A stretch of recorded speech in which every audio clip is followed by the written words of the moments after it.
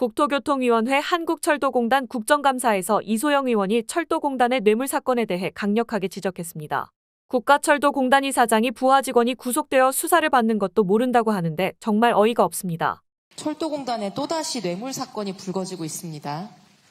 2달 전에 대전지검에서 국가철도공단 주요 임원이었던 분을 뇌물수수 혐의로 구속 기소했죠. 기술본부장 겸 상임이사로 재직했던 제가 A씨라고 할 건데요. 수사 시작되고 나서 퇴직을 했고요. 맞습니까? 예, 맞습니다.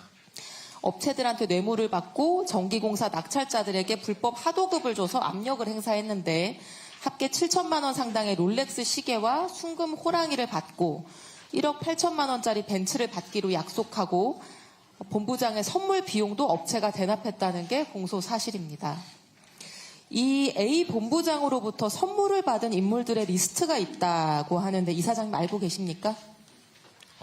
저도 그 내용을 얘기만 들었고요. 그 리스트를 확인해 보지는 못했습니다. 리스트의 명단은 확인해 보지 못했습니까? 예.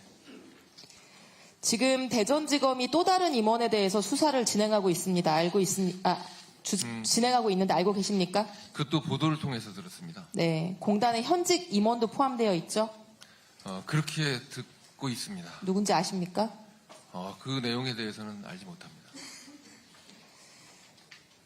대전지검이 2022년 말부터 수사를 착수했는데 철도공단은 대전지검이 수사 결과 발표하고 나서 그제서야 부랴부랴 철도사업 비위 근절 특별대책을 발표합니다.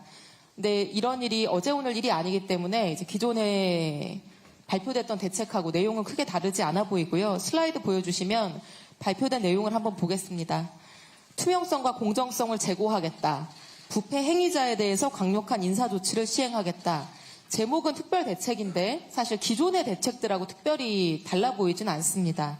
부정당 업체가 적발되면 법과 원칙에 따라 엄중히 조치하겠다. 그러니까 사실 좀 뻔한 내용인데요.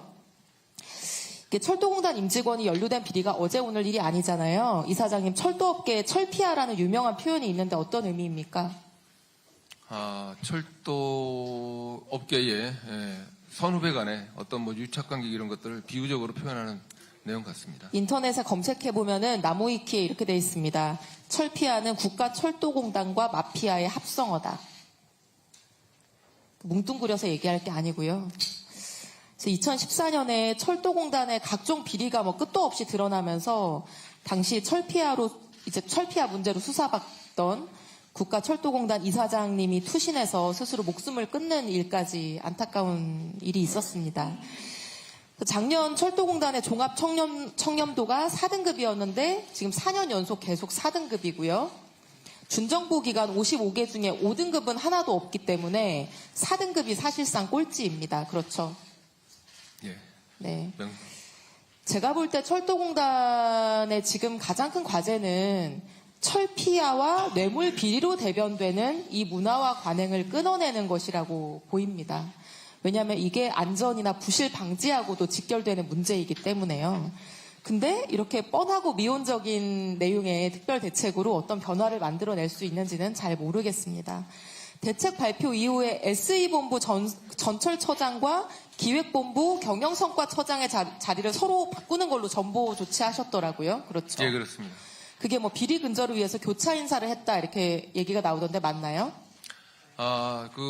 새로 임명된 전철처장은 행정 사무직입니다. 그래서 요번에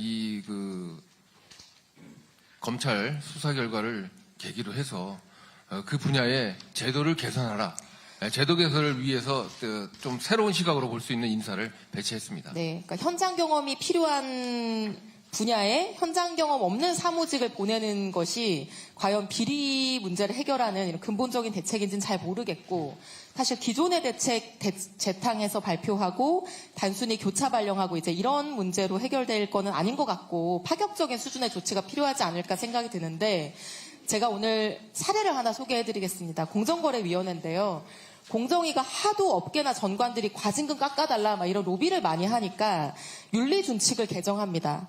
그래서 특정한 범위의 기업 관계자, 특정 종류의 이해관계자, 그리고 공정위 퇴직자 이렇게 범위를 정해놓고 그 사람들 중에서는 등록한 사람만 접촉할 수 있고 원칙적으로 사무실 안에서 만나도록 하고 만날 경우 만난 사실을 5일 내에 감사 담당관실에 보고를 하도록 했습니다. 꽤 좀 과하다 싶은 센 조치죠. 근데 이 조치를 취하고 나니까 직원들이 업계 관계자나 정관들 만나서 술 마시고 밥 먹고 골프 치는 게 굉장히 줄어들었고요.